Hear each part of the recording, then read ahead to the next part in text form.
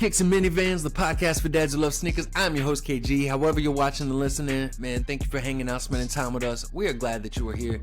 In case you did not pick up on this is an episode 2 weeks in a row. Like back-to-back weeks. Like one right after the other. Like we've never done this. This is a first in Kicks and Minivans history. Almost feels like we're a real podcast now, y'all. But I feel like, I shared in the last episode, I was on the verge of like giving it up. Like I wasn't sure that the impact was there anymore. I wasn't sure that the vision was there anymore. But through a series of things, I feel like God gave me a renewed sense of vision and purpose for this podcast. And so part of that is going to be attempting doing weekly episodes now. So episodes will be dropping on Thursdays now. In case you haven't picked up on that, they will be dropping on Thursdays now, but we are going to be coming hard. I feel like God has given kind of a renewed sense of vision and purpose and direction for this podcast, at least for the next, chunk of time, however long that might be. And then God might renew the vision again. And I just want to keep on being faithful and listening to him. And, I learned a long time ago to not have, it wasn't that long ago. I learned a while ago though to not have my whole life mapped out, and to learn that you don't need every step of the process planned out perfectly before you start walking into something. And I'm that type of dude. Like I want to know before we go into something. I want to know the full plan. I want to know all the details. I want to know everything, so that I can be well prepared. So that I can notice things that are going wrong and make adjustments. Like I want to know all the details, all the plans. And I feel like for most of my life, like I had that information. And I feel like a couple years ago, when COVID hit, when my son was born, when I left ministry full time to stay home with the kids, like I feel like God was like, nope, you don't need to know the plan no more. Just wait for what's next. Just wait for what's next. And it's like God's been showing one step at a time what's next. And I'm just trying to be faithful and walk through that. And so, this podcast was the what's next thing. And then I feel like the vision has shifted a little bit. And we are still all about helping men win in marriage and parenting.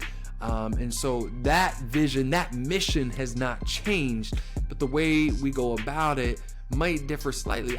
We'll just keep hanging with us, and hopefully you will appreciate, and it will be beneficial to you moving forward. So with that said, I want to jump quicks of the week right quick. It is the Jordan 3 Racer Blues. This is my first pair of Jordan 3s I picked up, and it was honestly not even a big desire of mine, but it was on sneakers, and I was just like randomly on my phone, sneakers popped up, notification like, hey, this is now live. And so I went for it, entered the draw, got them. It was like my second hit on sneakers. It was back in 2021. It was my second hit on sneakers ever. I had hit earlier that year on, I think the Hyper Royal ones was my first ever hit that year. And then like in 2021, I hit like 6 times on sneakers. Like it was a crazy year. 2021 was like the most sneakers I ever bought in my life was 2021. And I hit on sneakers, I think 6 times specifically. And since then I've hit like twice.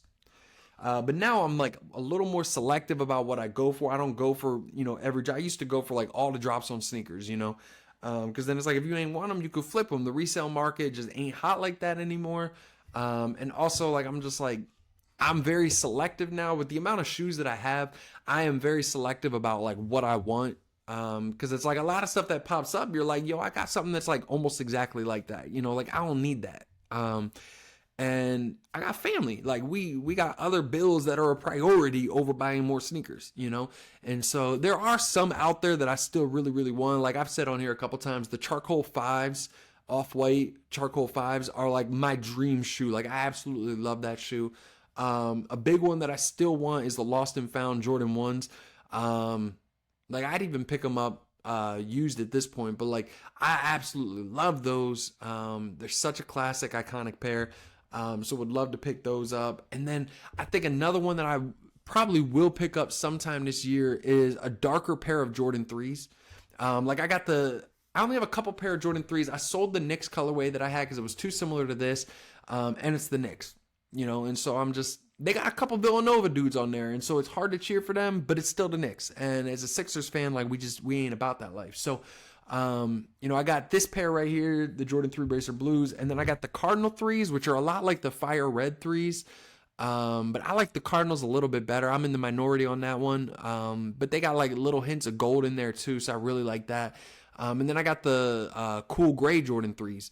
I want a darker pair of Jordan 3s though. Like I love the Fear Pack. I love I think they're called the Green Glow that came out recently. And then they're remaking the Bread Black Cement 3s later, I think like coming out around the holiday season. And so that might be a pair that I set some money aside. Hopefully the resale ain't too insane on those. Cause I will set money aside to get those ones in particular.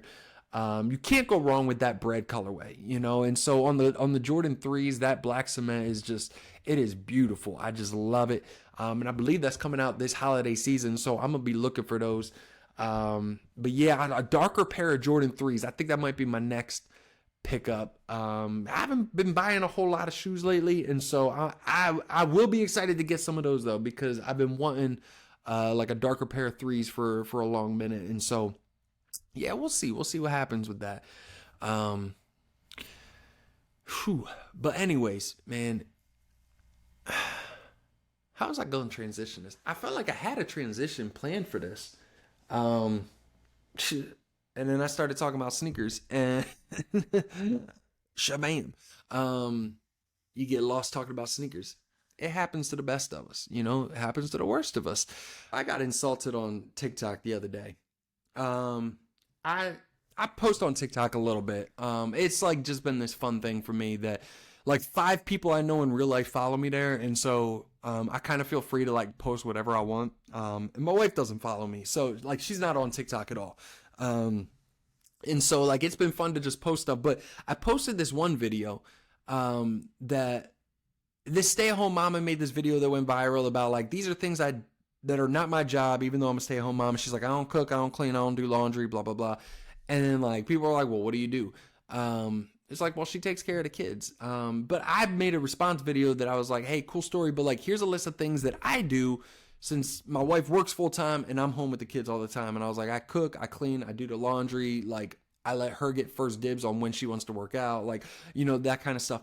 And someone commented on my video to insult me, and they just put one word: simp.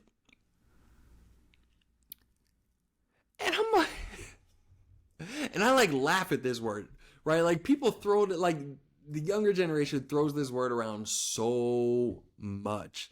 And usually when they use this word, if you don't know what a simp is, it's the way it's used nowadays is used usually as an insult towards dudes that like try too hard to win their crush over.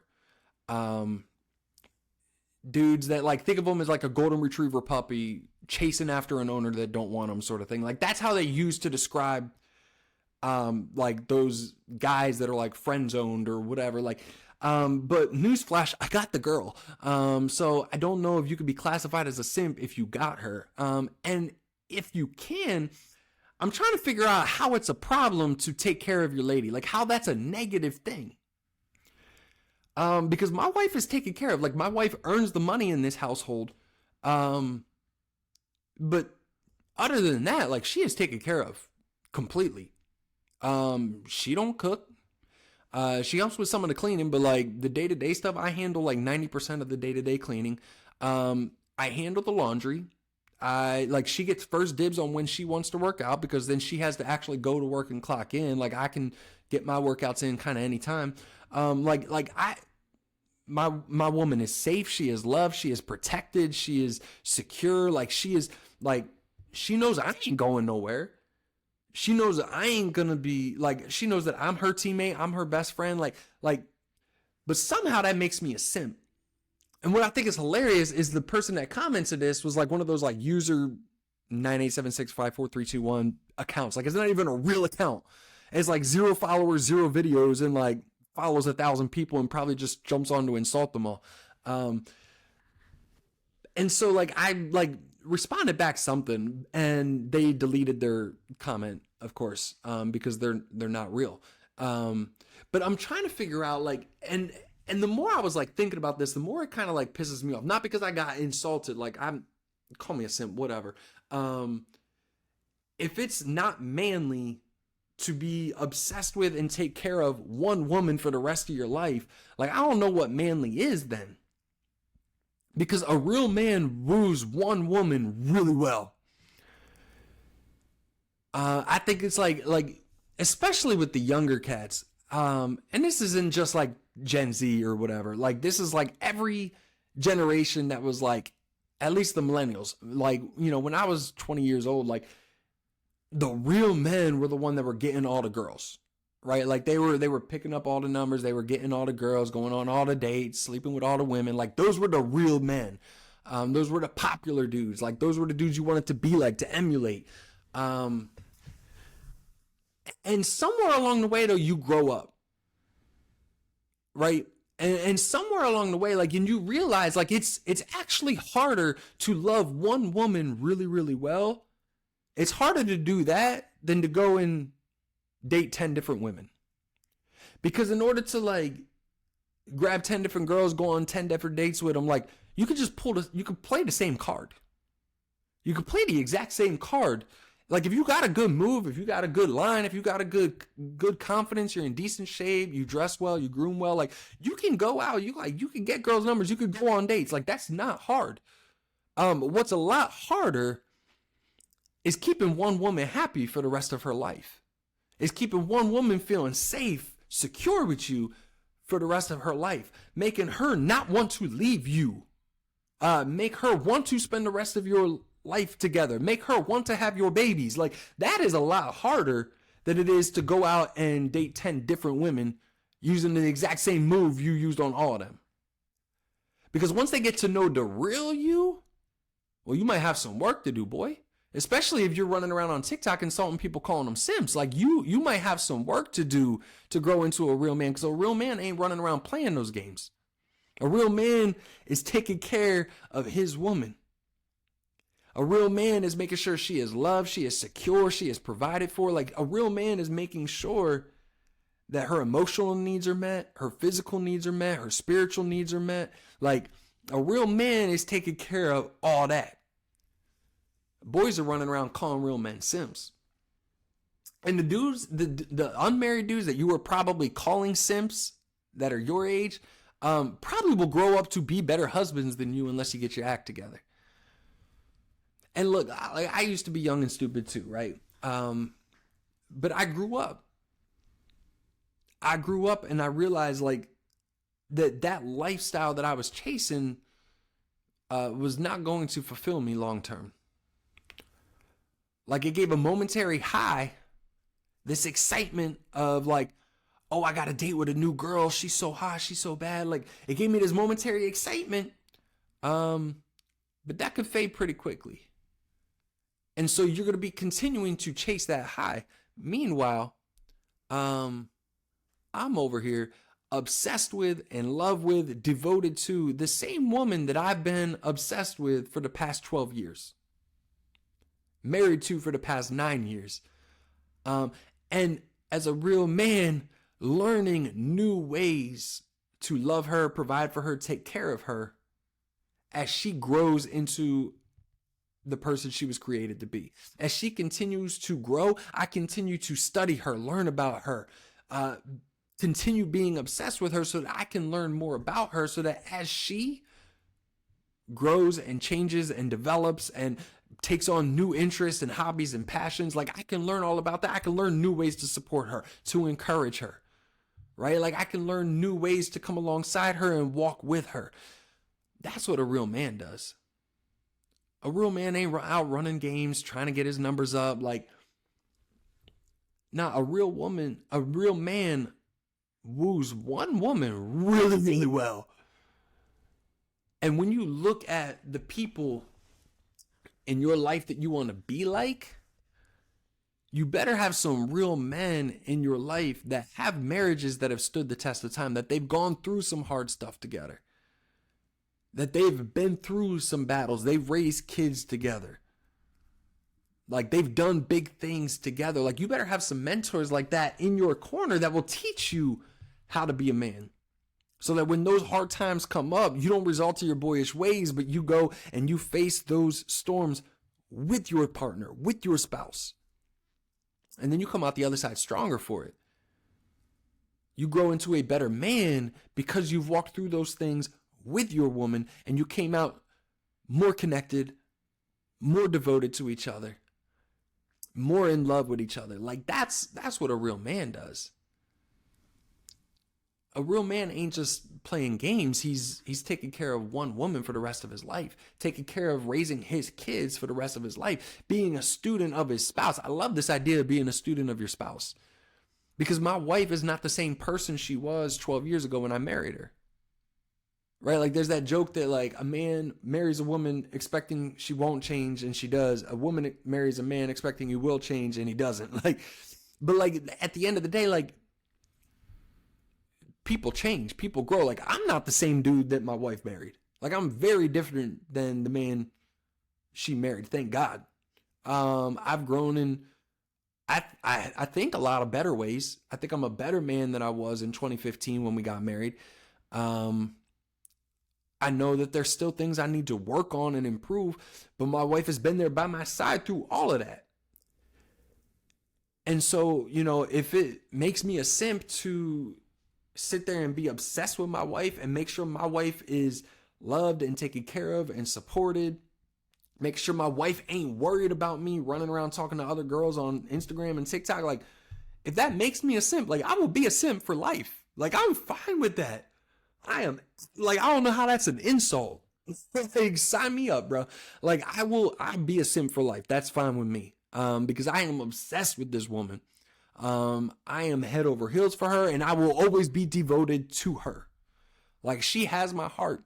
Like that's, if that makes me a simp, hey, is what it is, bro. I'm cool with it. Because I think at the end of the day, like the truest fulfillment in a relationship is one that follows the way that God designed for it to be set up. And God, at the beginning of time, saw that man that he created, Adam, was alone and it was lonely and it was not good for him to be alone. This is the only time in God's whole creation story that he said something was not good. Right? Like he created the heavens and the earth, it was good. Light and dark, it was good. The animals, good. Water, good.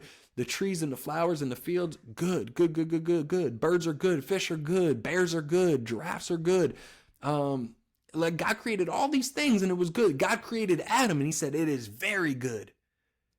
But then he said, it is not good for man to be alone. So we must make a helper that is suitable for him. And so he created Eve. He created the first woman and they had the first marriage, Adam and Eve, man and wife, husband and wife, bride and groom. Like God created it. And so God knows, God created the institute of marriage. God knows the way to have the most fulfilling relationships here on earth is following his design. And his design is for you to be tied down to one woman for the rest of your life. That is how you will get the most fulfillment. And it ain't from switching into different relationships every other month. Like that's not going to bring you the most fulfillment. Because here's what's so dope about my wife. I know, like she knows everything about me. She knows me better than anyone else on this planet knows me. And she loves me more than anyone else on this planet loves me. People can love you from afar. Like people can love you. Like I love Joel Embiid, right? I love Embiid. I think he's a nutcase. I think, you know, he needs to not be injured so much. But like, I don't really know him though. You know what I'm saying? Like I don't know the dude. I like watching him win basketball games because the Sixers are a lot better when he's on the court playing ball. So I love Joel Embiid. I don't know him. I know my wife. I know her better than anyone else on this planet knows her. I love her more than anyone else on this planet loves her. And vice versa. And to be that known by somebody and that loved by that person as well, like there ain't nothing like that. You can't get that from running around chasing girls. You can't get that from trying to up your body count. Like you can't get that from trying to just date as many girls as you possibly can. Like you don't get that kind of intimacy running around playing those games. Like you only get that from a committed marriage where you two are committed to each other through the highs, through the lows, in sickness and in health, for richer or for poor. Like when you are committed to each other through every hardship and storm in life, you get to know each other better than anyone else on the planet, and you get to love each other better than anyone else on the planet. And to be that known and that loved is the greatest gift on earth. It's the greatest gift on earth. Like the fact that my wife knows me so well that I could be fully me, fully confident in who I am, and know that she will love me. Like I could tell her anything that's on my mind. I know I won't be met with judgment. I won't be met with criticism. I won't be met with hatred. Right? If it's a problem, she'll help me fix it. And because she knows me so well, she knows how to best help me fix it, right? And so it's like she ain't just gonna love me even though I'm a mess doing stupid stuff. Like she'll walk alongside me and help me be better, which is also another great gift. But that is the greatest gift that I can think of in relationship. Like that's the whole point of relationships, is for people to know you. You can be yourself and then still be that loved at the end of it. Like God knows me better than even my wife knows me, and he loves me better than my wife loves me. And that's mind-blowing to me. Like that, and we just celebrated this with Easter, that God, even though he knew I would sin against him, sent his only son to die for me, knowing very well that through my free will, I could have chosen to reject him. He still decided to die for me. Even though he knew it was a possibility that I would reject him and that others would reject him, he still sent his son to die for us. He knows us better than anyone. He loves us better than anyone. My wife knows me better than any other human being knows me, loves me better than any other human being loves me. Like, that is the greatest gift I could ever receive, man. And so a real man is a student of his spouse. A real man woos one woman really, really well. And you can't do that by playing the same card. You can't just play the same trick over and over and over again, right? Like if you got one great opening line and some confidence and like you look half decent, like you could go to the bar, you could pick up girls. Like you could do that. You could go on dates with women. Like you could do that. You could just run the same play over and over and over every Friday night. Like you could do that. You can't do that with your wife. You got to be a student of her. You have to learn her. You have to know her. And you have to find new ways to make her feel loved and appreciated and taken care of. That's what a real man does. And if that makes me a simp, so be it, man. I'll be a simp. That's fine with me. I don't care. I just think it's twisted that this word has become an insult. An insult that we use for married men. Like make that make sense. Somebody make that make sense, because that don't make no sense to me. Because hey, you know what? At the end of the day, I love my marriage. I love my wife. I love being married to my wife. The fact that I'm married to my wife is like proof that God exists, and it is the greatest thing in the world. Like I still can't believe it. Like that I get to wake up every day next to this beautiful woman. Like, bro, I guess I'm a simp because I ain't going nowhere. I'm with her. And look, if you're listening to this, user 98, you probably aren't listening to this. I don't know who you are, but hey, anyone listening to this, man, I encourage you, be a student of your spouse. Chase after her. Pursue her. Like, don't stop learning about her. Learn new things about her. Find new ways to encourage her, support her, take care of her. Like there's just, as your wife grows into a new person, takes on new passions, new visions in life, like as she changes, adapt. The same way that you got her might not be the same way that you keep her. Because who she is now might not be the same person that you started dating. And maybe that scares you a little bit, but it's an opportunity to lean into it, learn more about this woman that you fell in love with, and learn how to provide and take care of her and make sure that she feels loved and appreciated and respected and safe with you. I think, like, at the end of the day, man, our wives want to feel safe and secure with us. And that's one thing that I try to always make sure is that my wife feels safe with me, that she knows that when she is with me, she is taken care of, she's protected, like her, not just physically protected, but like her heart is protected, because I will not do anything to hurt her. Like that's what they're looking for, man. And so be a student of your spouse, learn new ways to take care of her, learn new ways to appreciate her, protect her, serve her. Be a student of your spouse. A real man ain't running around chasing games. A real man woos one woman really, really well. Be that man. This is Kicks and Minivans. Until next time, take care of yourself, take care of your family. Go Sixers.